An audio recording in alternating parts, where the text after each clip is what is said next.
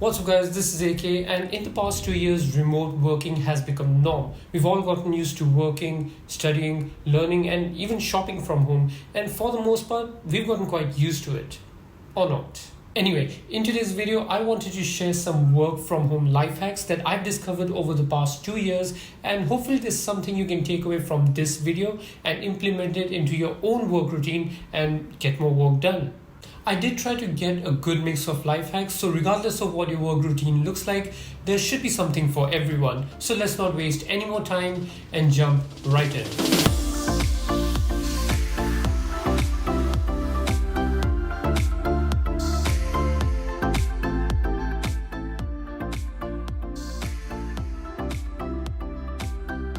If you own 2 or more Apple devices, you might know that transferring files across devices can be done very easily with AirDrop. It's quick, seamless, and really works like magic. But what if you own a Windows laptop or an Android phone? In that case, Send Anywhere will be your next best alternative. In order to use it, you have to download the Send Anywhere app, which is completely free of cost on your mobile device. I'll leave a link to it in the description box right below that like button. Once installed, just open the app and select the files you wish to send to your laptop or other devices. Just head over to the Send Anywhere website on the receiving device or app if you're using a phone and type in the given key. The great thing about this app is if you send over a picture or a video file, it gets transferred over in full quality, which is sweet. And the best part is that you can even share files with your friends overseas in, like I said, full quality. That alone makes it better than AirDrop. However, unlike WeTransfer, this has to be done in real time. So if you're running short on options, WeTransfer will be your next best alternative.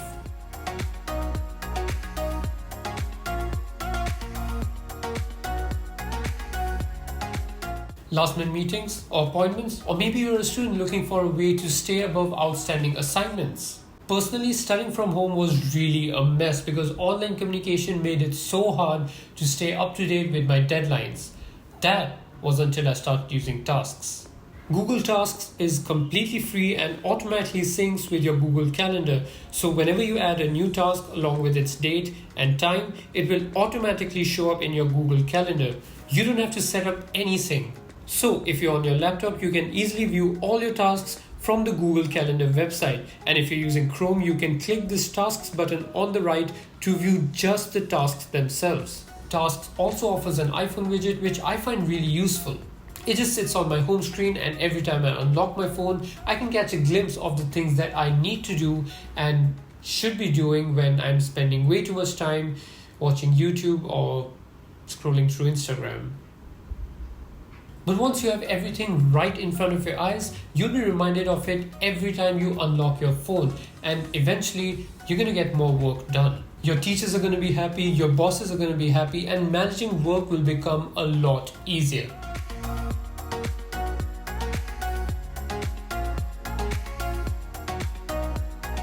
Speaking of work, if you handle a lot of physical documents and you want an easy way to scan them, Scannable will be one of your best free options. However, it's only available on iOS, so if you're an Android user, your next best alternative would be Adobe Scan. In fact, I've been using Scannable for about 4 years at this point, and I've tried multiple apps and even the inbuilt scanner in iOS, but time and time again, Scannable has proved to be the most reliable. If you use Evernote, that's a plus because using that with Scannable is going to be seamless. The interface may not look the most user-friendly and they have glitches every now and then, but it gets the work done. It allows you to save scans as both images and PDFs, and I really love how good the quality is.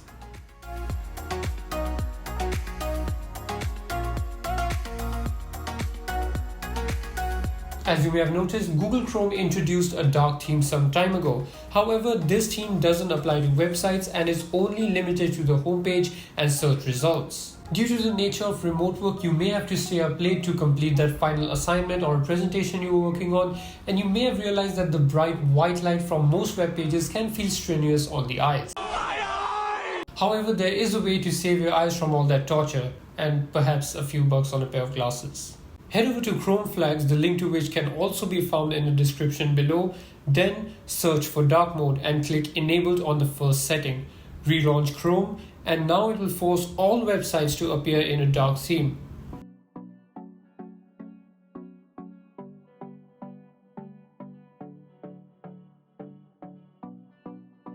If you're like me and you hate seeing ads pop up in the middle of an article you're reading or somewhere beside it and it distracts you, then this is the extension for you. Reader View is a free Chrome extension that will allow you to get rid of all the clutter on a web page and will strip the content down to its simplest form. The good thing is that you can customize the reader view to your liking, such as the text size, the theme, the text alignment, and it really gives you the best reading experience by removing all the distractions. It works a lot like the reader mode on Safari, just that the extension works on all websites. Personally, I use this extension very often and I really like the distraction-free reading experience.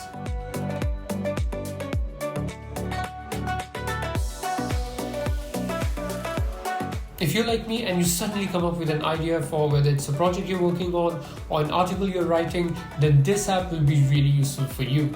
Google Keep makes taking quick notes simple, and once you start using this app, the first thing that will hit you is how simple it is to use.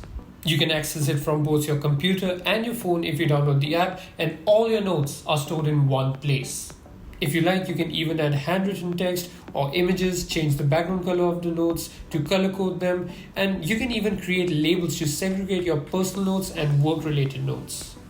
If you're using the app, you can get slightly more fancy with the theme, and that makes the app far more interesting. Once you start using this, Apple Notes might start to look a bit plain.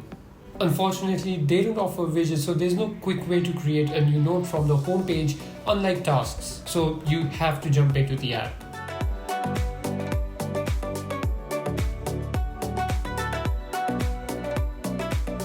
Next up on the list, we have Readwise. If you like reading books and you want a more effective way to take notes rather than highlighting, this is the app for you. Every time you find an interesting extract from the book, simply snap a picture and Readwise will allow you to highlight the text and save it for later. This way, all your learning points from a book will be saved on your phone and you can access them on the go, which is especially useful if you're preparing for a presentation or you're just trying to memorize something. Readwise also offers a Chrome extension where you can highlight parts of an interesting article you came across and it will automatically sync them with your account. If you're like me and you don't exactly like writing on your novels or highlighting them, especially if you borrow them from someone, then this will be your next best option.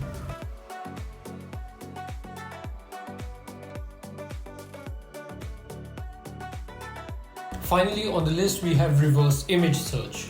I made a video sometime back talking about how you can perform a reverse image search on your phone, which was an option only available for desktop. However, back then you had to do everything manually, but now you can automate all of that with, surprise surprise, Siri shortcuts. If you're not familiar with Siri shortcuts, it's an app made by Apple which allows you to automate certain processes to make them faster.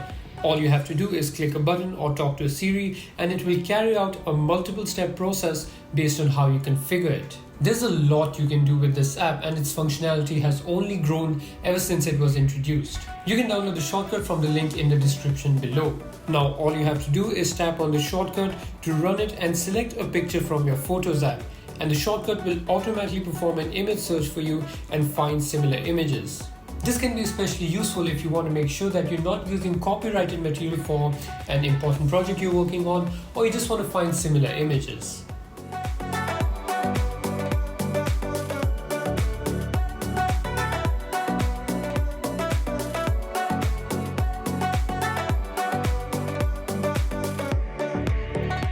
And there you have it. Those are some tricks that I've discovered and tested over the past 2 years. Let me know which one you found the most useful in the comment section down below.